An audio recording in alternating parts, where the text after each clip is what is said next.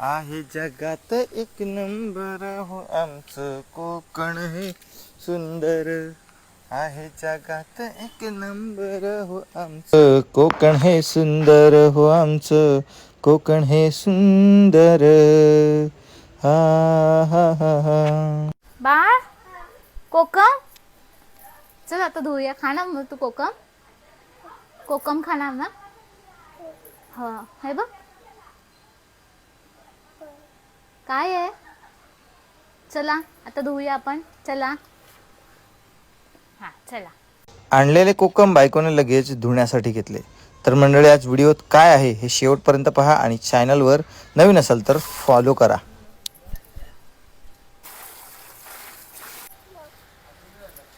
म्हणे आज कोकमाचं काय बनवणार आहे तू? कोकमाचं सार. तर मंडळी कोकणात प्रत्येक सीझननुसार फळं येत असतात, जसं की आंबा, काजू, फणस आणि कोकम. कोकम म्हटलं की कोकमापासून अनेक प्रोडक्ट बनतात.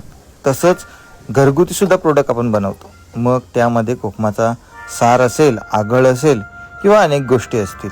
तर मंडळी बायकोने सर्व कोकमं ओतून घेतली. आम्ही सर्व कोकम फोडून घेतले. या कोकमांच्या साली म्हणजे यांची आमसुलं बनवतात. कोकमांच्या या बिया बाजारात विकल्या सुद्धा जातात.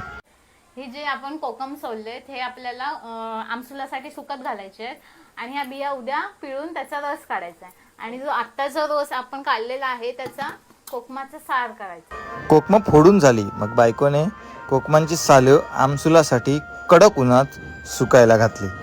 मग झाली पुढची प्रोसेस सुरू. या बियांना मीठ लावून त्याच कोकमांच्या साली फूट लावण्यासाठी एका जाळीमध्ये ठेवलं जातं आणि ही ती प्रोसेस आहे. या जाळीमध्ये टाकून दुसऱ्या दिवशी या बिया पुन्हा एकदा पिळल्या जातात.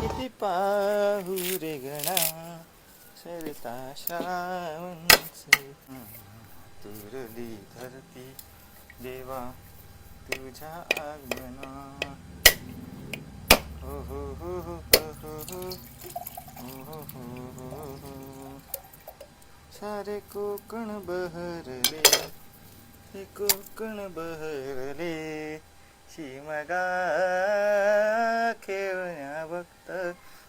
या कोकमाच्या सारासाठी वाटण लागणार होतं आणि या वाटणासाठी बायकोने माझ्याकडून नारळ फोडून घेतला. मग तो तिने खवणीवरती खवणला. आपल्याला वाटण बनवायचं आहे.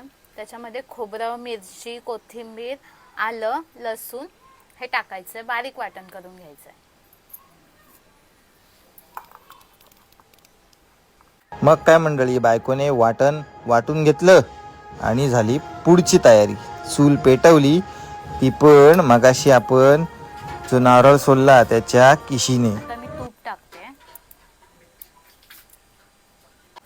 आता मी मोहरी टाकते, जिरं टाकते.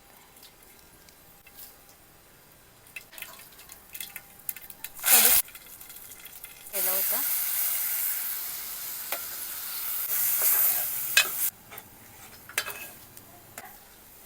हे मसाले टाकते. त्याच्यामध्ये लाल तिखट आहे, हळद आहे, धणा मसाला आणि आपला गोडा मसाला.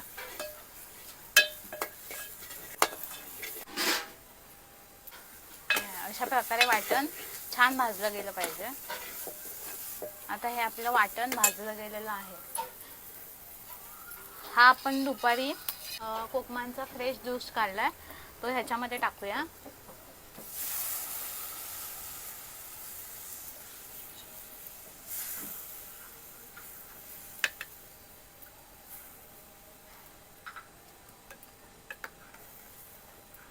आता आपण चूल थोडीशी जास्त पेटवूया.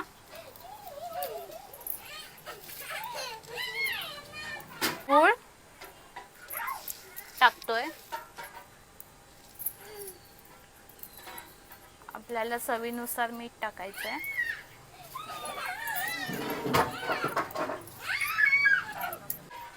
आणि इथे मी थोडंसं पाणी टाकणार आहे. पाणी टाकल्यानंतर बायकोने हे सार 15 मिनिटं जास्त चुलीवरती मस्त ढवळून घेतलं. तयार झालेला आहे.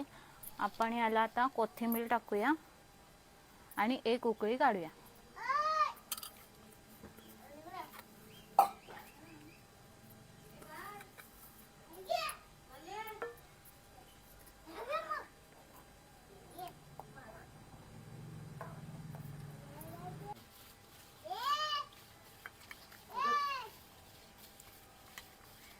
आई अगं कोकमाचं सार बनवलंय आपल्या कोकणी पद्धतीने. बघ चव घेऊन कसं झालंय.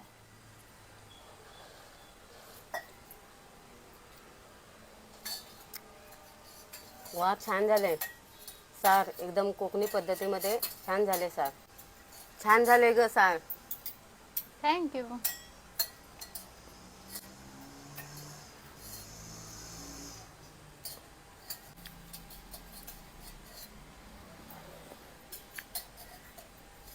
तर मंडळी, तुम्हाला आपली रेसिपी व्हिडिओ कशी वाटली ते नक्की कमेंट करून सांगा.